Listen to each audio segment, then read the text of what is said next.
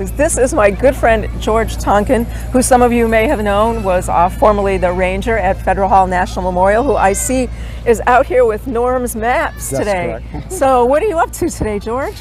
George is dressed like a regular guy. A regular Brooklyn guy. If I was, I have breeches underneath, but they would go naked. And these would be in tar from tree, a tar hat. And sometimes they would tar their muskets, waterproof, the muskets. You said they were fishermen. They were fishermen by trade. The reason that they got all hyped up because the British, unfortunately, wanted to take away their fishing rights. So they marched all the way down here with John Glover. He was about the same. Are you representing one of Glover's men? Yes. Oh, excellent. The Blue John Glover's regiments and the Marblehead Mariners. And Glover was the same age as George Washington, but he didn't really know much about him. But if you don't know who John Glover is, go to that famous painting, The Crossing of the Delaware. That's the Glover Regiment. Absolutely, and they'll be crossing across from Brooklyn Heights to Manhattan in a few nights as well.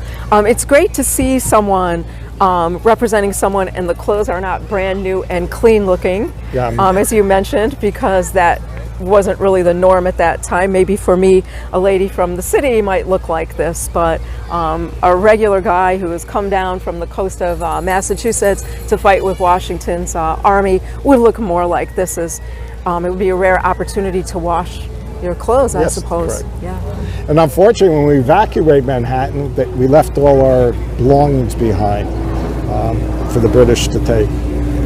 And we ended up in Harlem, then we ended up in Westchester. Westchester, the great Battle of White Plains. Yes, and then we went all the way across New Jersey.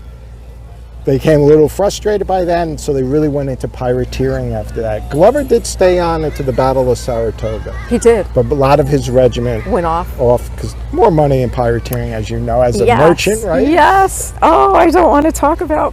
Did you buy anything, stuff when you, with the privateering? Well, as much as I hate to admit, but now that we're in rebellion against England, it really doesn't matter what I admit anymore. But I will admit that my father, who taught me my business and from whom I inherited it, being in Hanover Square, tended to know quite a number of privateers and pirates who brought extraordinary things into his shop and of course made him a very wealthy man, so I was able to inherit that from him. It was pretty common in New York City for all of the merchants to do business with the pirates and the privateers, although no one was supposed to talk about it. It was very common for us to do so because they brought in some of the most magnificent items from rare places and exotic places in the world. So absolutely, my father did business with them and I have been known to do business with them. And now that we're no longer a part of Britain, I assume we can now do business with whomever we please. And the first Navy ship was I think it was called the Helen. I might be wrong on the name, but that was John Glover's ship. It was John Glover's. Yes. Well, also, I don't know if people are aware, but right around this time in 1776, there's a merchant captain, a privateer, harassing British ships in the Long Island Sound. His name is John Paul Jones.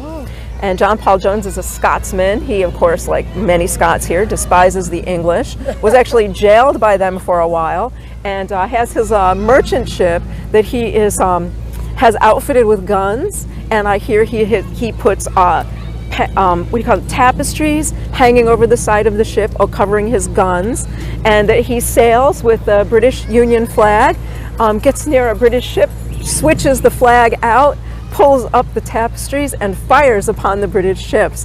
And of course he can't sink any of them, but he's annoying enough that they're really bothering him, and in a couple years he is going to do an incredible thing and go over and attempt to attack the English in the English Channel. So that is the great John Paul Jones, who the English call the Black Pirate Paul Jones, and he is going to be the famous guy who says when his ship is going down, I've not yet begun to fight. So this is a young man who is now proving himself this summer at around the time this battle is going on in the Long Island Sound. Of course, right now we are surrounded by the British, aren't we? Yes, we are. On every waterway, they're in the harbor, they're in the Long Island Sound, they're in the Hudson River. They have surrounded the entire area. They have encampments all around us, and things are not looking good for us. Unfortunately, George Washington does not have a navy. He does not. just you guys Yes. and some rafts and rowboats and ferries that you're going to commandeer on the East River. I hear that you are quite amused that the men here are afraid to cross the East River. Yes.